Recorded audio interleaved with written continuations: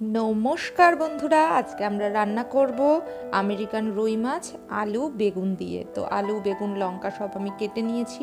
মাছটাকে ধুয়ে মুছে পরিষ্কার করে লবণ হলুদ মাখিয়ে নিয়েছি। আর লাগছে লবণ হলুদ, আর আছে আদা জিরে বাটা রান্না করার জন্য। আর ফোড়নের জন্য জিরে দিচ্ছি, জিরে লাগবে। আর সর্ষের তেলে রান্না করব আমি পুরো রান্নাটাই।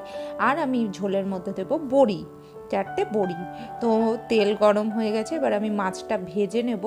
তো মাছটা আমি দিয়ে দিলাম তেলের মধ্যে। তো তেলের মধ্যে মাছ এক এক করে দেওয়া হয়ে গেলে মাছটাকে ভালো করে ভেজে তুলে নিতে হবে। তো আমি মাছটাকে ভেজে তুলে নিয়েছি। নেওয়ার পরে আমি সেই তেলে বড়ি ভেজে নিচ্ছি হালকা করে। বড়িটাকে ভেজে নেওয়া হয়ে গেলে, বড়িটা বেশি ভাজবো না, হালকা করে ভাজবো। তো হালকা করে ভেজে আমি বড়িটা এবার তুলে নেব। তো আমার বড়ি ভাজা কমপ্লিট। এবার আমি মাছ ভেজে যে পাত্রে তুলে রেখেছি সেই পাত্রেই বড়িটা ভেজে তুলে নিলাম। তো এইবার আমি দিয়ে দেব জিরে ফোড়ন। তো ফোড়ন দেওয়া হয়ে গেলে এবার আমি আলুগুলো ছেড়ে দিচ্ছি এক এক করে। তো আলুগুলো ছাড়া হয়ে গেলে আলুগুলো একটু ভালো করে ভেজে নিতে হবে। আলুগুলো একটু নেড়ে চেড়ে ভাজতে হবে। আজ আমি আলুতে লবণ হলুদ দেবো না, একবারে বেগুন দেওয়ার পরে লবণ হলুদ দেবো। তো আমার আলুটা খানিক ভাজা হয়ে গেছে, এবার আমি এক এক করে বেগুনগুলো বসিয়ে দিচ্ছি তেলের মধ্যে।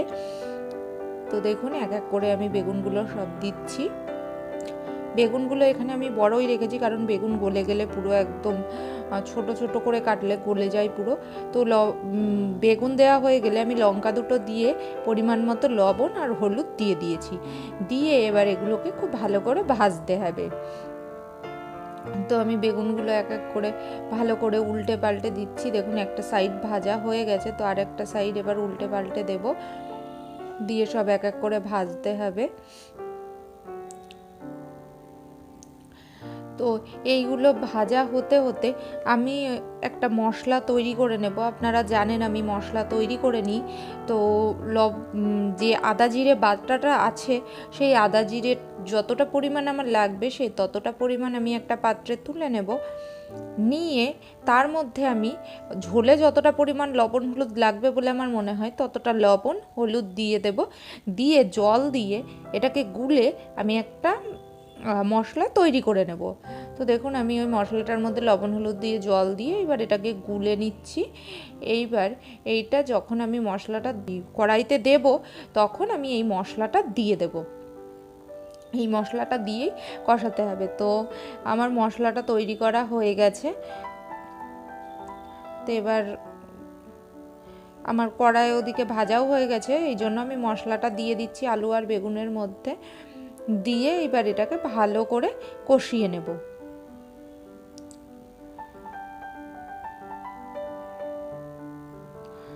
দেখুন আমার মোটামুটি বেগুনটা এখনই সেদ্ধ হয়ে গেছে, পুরোপুরি নরম হয়ে গেছে। তো এটাকে ভালো করে আস্তে আস্তে হালকা হাতে ভালো করে কষিয়ে নিতে হবে,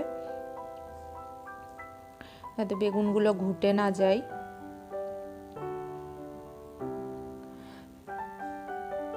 তো আমার কষানো মোটামুটি কমপ্লিট মনে হচ্ছে। দেখুন মশলাটা দিয়ে তেলও বেরিয়ে আসছে। মশলাটা পুরো আলু আর বেগুনের সাথে লেগে গেছে। তো এইবার আমি এর মধ্যে পরিমাণ মতো আমার যতটুকু জল মনে হবে দিতে হবে ততটা জল আমি দিয়ে দেব। এর মধ্যে আমি দিয়ে দিলাম জল পরিমাণ মতো। এইবার এটাকে ভালো করে নেড়ে চেড়ে এর মধ্যে এইবার আমি ভেজে রাখা মাছ আর ভেজে রাখা বড়ি দিয়ে দেবো একবারে। যেহেতু বেগুনটা সেদ্ধ হয়ে গেছে, তো শুধু আলুটা সেদ্ধ হওয়া বাকি আছে অল্প। তো আমি সব দিয়ে এইবার ঢেকে এটাকে 10 থেকে 15 মিনিট রান্না হতে দেবো, একদম গ্যাসটাকে আস্তে করে দিয়ে। 15 মিনিট রান্না হয়েছে, এবার আমি ঢাকনা খুলছি। দেখুন ঝোলটা সবই সেদ্ধ হয়ে গেছে। বেগুন তো কষাতে কষাতেই গলে গেছিলো, বড়িটাও সেদ্ধ হয়ে গেছে, বড়ির মধ্যেও মাঝে ঝোলটা ঢুকে গেছে, আর আলু পুরোপুরি সেদ্ধ হয়ে গেছে। দেখুন খুন্তি দিয়ে সুন্দরভাবে আলুটা গলে গেছে। তো এইবার এইটাকে আমি আরেকটু ঝোলটা শুকিয়ে এটাকে নামিয়ে দেব। আপনারা অবশ্যই বাড়িতে এটাকে ট্রাই করবেন, রান্না করবেন এবং গরম ভাতের সাথে এটা পরিবেশন করবেন। আর খেয়ে সবাই আমায় কমেন্ট করে জানাবেন যে কেমন লাগলো, কেমন হয়েছে রান্নাটা। রুই মাছ আলু বেগুন দিয়ে ঝোল, এটা কিন্তু খুব রিচ না, একদম হালকা খাবার, সবাই খেতে পারে, কোনো অসুবিধা হবে না। তো আমি এটা একটা পাত্রে নামিয়ে নিলাম, রেডি আমার মাছের ঝোল। আপনারা অবশ্যই একবার হলেও এটা ট্রাই করবেন বাড়িতে, আর জানাবেন অবশ্যই কেমন লাগলো।